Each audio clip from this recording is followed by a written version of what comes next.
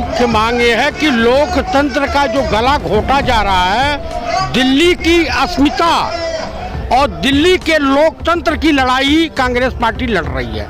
विकलांगों का आंदोलन अलग चल रहा है। गवर्नमेंट, भारत सरकार, माननीय मोदी जी की सरकार, संघी मानसिकता वाली सरकार, ये अपने डिक्टेटरशिप रवैये से जो बाहर नहीं निकल पा रही है। दिल्ली के जो मुख्यमंत्री के कार्य क्षेत्र हैं उसमें दखलंदाजी कर रही है। दिल्ली गवर्नमेंट के जितने भी पावर हैं उसको सीज करके लेफ्टिनेंट गवर्नर जो यहाँ के उपराज्यपाल हैं उनके हाथों में देना चाहती है। यानी मुख्यमंत्री यहाँ के लिए जीरो है, बिना काम का है। उसको विकलांग बनाने की प्रक्रिया में इनका सबसे बड़ा योगदान है। हालांकि आम आदमी पार्टी जो पैदा हुई है वो संघ की देन है, बीजेपी की देन है, जो अन्ना आंदोलन के दौरान पैदा हुई थी, चाहे वो अरविंद केजरीवाल हो या जो उनके भी दल के नेता हों। लेकिन जो इस देश के का लोकतंत्र है, जिस प्रकार से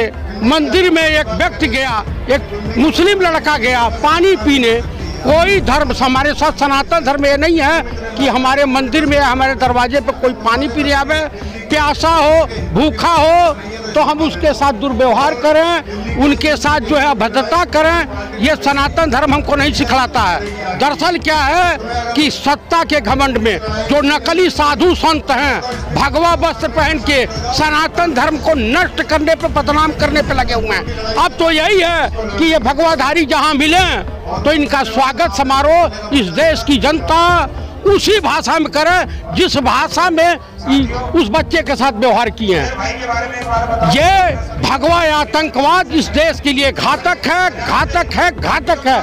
आज निजीकरण के विरोध में लोग बैठे हुए धरना पर, लोकतंत्र को बचाने के लिए, लोकतंत्र की रक्षा करने के लिए आज कांग्रेस पर पार्टी धरने पर दे रही है। दिल्ली प्रदेश आज विकलांग अपने हक की लड़ाई लड़ रहा है। इसके पहले बैंक कर्मचारी जो हैं, कम से कम बैंक कर्मचारी जो अपनी अस्मिता की लड़ाई लड़ रहा है, इस देश का छात्र, बेरोजगार नौजवान, इस देश का किसान आज पूरे के पूरे सब सड़कों पे हैं। क्या कारण है मोदी जी? इस देश की जनता ने आपको अपार सफलता प्रदान की थी, अपार बहुमत दिया था और उसके नशे में आप पागल हो गए हो। आपका मानसिक संतुलन खो गया है। आपके पार्टी के लोग अगर कोई धरना देता है, छात्र धरना देते हैं तो उन्हें आप नक्सली कहते हैं, किसान धरना देता है तो उन्हें पाकिस्तान परस्त, चाइना से फंड आ रहा है या खालिस्तानी को उपाधि देते हैं। अब बैंक कर्मचारी, शिक्षक और तमाम लोग इस देश में धरने पर, इनको कौन सा आतंकवादी बोलेंगे? चलो, क्या लगता है आपको? आपने दो तीन बातें बीच में छेड़ी। मंशा क्या है इस सरकार का? क्यों इस तरह के मामले हो रहे हैं? आपको एक चीज बता दूं, मैंने जनरल मुशर्रफ की दशा देखी है किसी वीडियो में। जिस मुशर्रफ के इशारे पे पूरा पाकिस्तान डिस्को डांस करता था, आज वो मुशर्रफ बिना सहारे के बाथरूम नहीं जा सकता।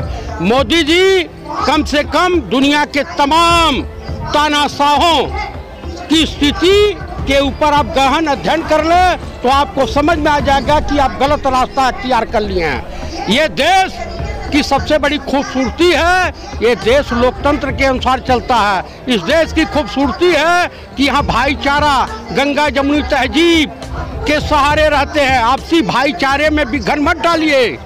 किसान आंदोलन पे आपको घुटने के बल आना पड़ेगा। आप दिल्ली के लोकतंत्र को और देश के लोकतंत्र को किसी भी कीमत पर अगर आप बर्बाद करने के लिए की कोशिश किए तो मैं दावे के साथ कह सकता हूं कि इस देश की जनता बर्दाश्त नहीं करेगी। अभी तो आपके सांसद, कार्यकर्ता और विधायक रूरल एरिया, ग्रामीण क्षेत्रों में जाने से घबरा रहे हैं, तो आने वाले दिनों में भगवा गमछे पर इस देश की जनता हमला करना चालू कर देगी। देश में रोजगार मांगा जा रहा है, निजीकरण का विरोध हो रहा है, लेकिन सदन में कानून जब भी बन रहा है तो वो विवादित क्यों बन रहा है? ये गवर्नमेंट विवादित ही है, विवादित तरीके से आई है। ये गवर्नमेंट जब भी चुनाव होता है या तो सेना के जवान मारे जाते हैं या सीआरपीएफ के जवान मारे जाते हैं। ये कफन की राजनीति करने वाली पार्टी है, ये संघी मानसिकता वाली भगवाधारी पार्टी। इसलिए इसका विरोध अब सड़कों से लेकर के और संसद तक। माननीय राहुल गांधी ने जो कहा है कि हम दो हमारे दो, क्या कारण है कि इस देश में गौतम अडानी और मुकेश अंबानी माननीय प्रधानमंत्री के रिश्तेदार हैं, उनका ही कर्जा खा रखे हैं। इस कैनिया घोटाला जो वो वैध है, जो इसमें फंसा है, डिफाल्टर रहा महाराष्ट्र बैंक का, वो तो माननीय प्रधानमंत्री को भी बस मुहैया करवाया था रिश्वत के तौर पे। और आज आप रैली में मुफ्त सेवा का वो बस मुहैया करवाया था। तो क्या कारण है कि आज पूरे देश की जनता आपके खिलाफ खड़ी हो गई है। ये जन आंदोलन कहीं गृह युद्ध की तरफ न बढ़ जाए, इसकी चिंता कीजिए। नहीं तो ये पृथ्वी संघियों के लिए, आरएसएस वालों के लिए, अब भाजपाई नेताओं कार्यकर्ताओं के लिए छोटी पड़ जाएगी। ये पृथ्वी छोटी पड़ जाएगी। मैं आपको दावे के साथ कह रहा हूँ, भूख इंसान को गद्दार बना देती है और भूखा आदमी कुछ भी करने के लिए रास्ता तैयार कर लेगा। तो माननीय मोदी जी, ये स्वतंत्रता आंदोलन की लड़ाई मत बनाइए, नहीं तो आपका पतन निश्चित है, आपके दल का पतन निश्चित है और आपके दल में रहने वाले लोगों का पतन निश्चित है।